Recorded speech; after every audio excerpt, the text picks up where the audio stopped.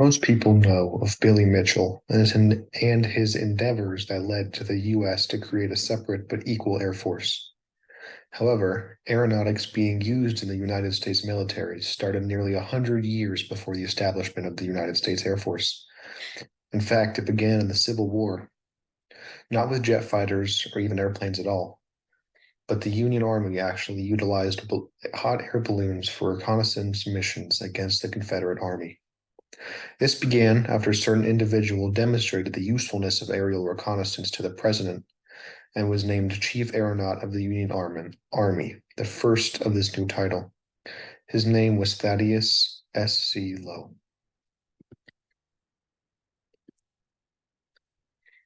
Thaddeus Lowe was born in August of 1832 in New Hampshire. He never received a formal education, but his curiosity was displayed from a very young age. When he was 18 years of age, he attended a lecture about the concept of lighter-than-air flight and was immediately entranced by its possibilities. The lecturer was so impressed by Lowe, he took Lowe on as his assistant in his lecture circuit. Lowe quickly fell in love with the art of ballooning, and over the course of the next 10 years, he devoted himself to the art. He built many hot air balloons and loved to show them off, inviting cameramen and reporters to every flight he performed. It has been noted that it did not hurt that he took very good care of the horses that would carry the travelers to his performances. At one of these performances in 1855, he met a woman he fell in love with and was married to within just 7 days of meeting her. Together, the couple had 10 children. He continued his independent studies throughout his entire life, becoming very knowledgeable, especially in the subjects of chemistry and meteorology. Besides building balloons and testing them in front of very large crowds, Lowe also wanted to break records. He began to construct plans for a balloon that could cross the Atlantic. If done, it would be the first of its kind to complete this mission. By the time it was around eight, by this time it was around 1861. The Civil War had just begun. He began to test his balloons regardless, and on a test flight from Cincinnati, Ohio to Washington, D.C., his balloon was blown drastically off course.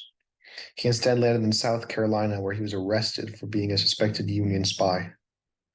Lowe was eventually able to convince the Confederate Army of his innocence and was let go.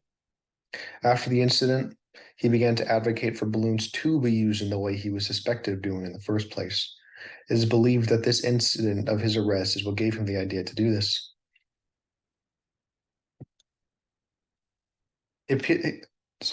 Thaddeus Lowe pitched the idea of war balloons to President Lincoln himself, an audience he was able to gain through his connections. Lincoln was skeptical at first, but Lowe managed to convince him to at least let him demonstrate the hydrogen balloon's capabilities. Lincoln agreed, so Thaddeus Lowe, a telegraph operator and the owner of the telegraph company, set off in a balloon called the Enterprise for a historic flight. The flight took off straight from the lawn of the White House. They remained tethered the entire time and rose to 500 feet. At the peak of their climb, a telegraph was sent down to Lincoln saying, "This point of observation, commanding an area near 50 miles in diameter. The city with its girdle of encampment presents a superb scene. I have pleasure in sending you this first dispatch ever telegraphed from an aerial station, and in acknowledging indebtedness for your encouragement of the opportunity of demonstrating the availability of the science of aeronautics in the military service of this country." With this demonstration, Lincoln agreed and greenlit the Union Army Balloon Corps and named Thaddeus Lowe the first Chief Aeronaut of the United States Army. The Union's fleet consisted of only 7 balloons. 2 of them were the largest balloons ever built at 32,000 cubic feet, both being able to carry up to 5 people. The Union Army purposely made their balloons as colorful, bright, and seeable as possible, as they wanted the Confederates to constantly feel like they were being watched. Most of the balloons used during the war were tethered to the ground, but some, especially talented balloonists, were able to capture information in free flights. The balloons were used for reconnaissance missions only, flying over Confederate territory and taking pictures. This was mostly done to gather information on troop and supply positions. Lowe and his balloons were vital to the Union's victory in many ways, especially in the information they gathered for the advance of Richmond and the Battle of Seven Pines. In 1863, the Balloon Corps began to question Lowe's ability to lead them, as he had no leadership experience prior to this, and not even a formal education. Without any particular incident causing it, Lowe resigned from his position just 2 years before the end of the Civil War in 1863.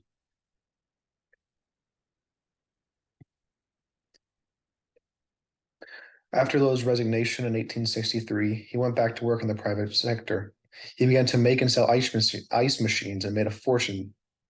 He retired in 1887, saw the turn of the century, and lived 13 more years before dying in his daughter's home in 1913.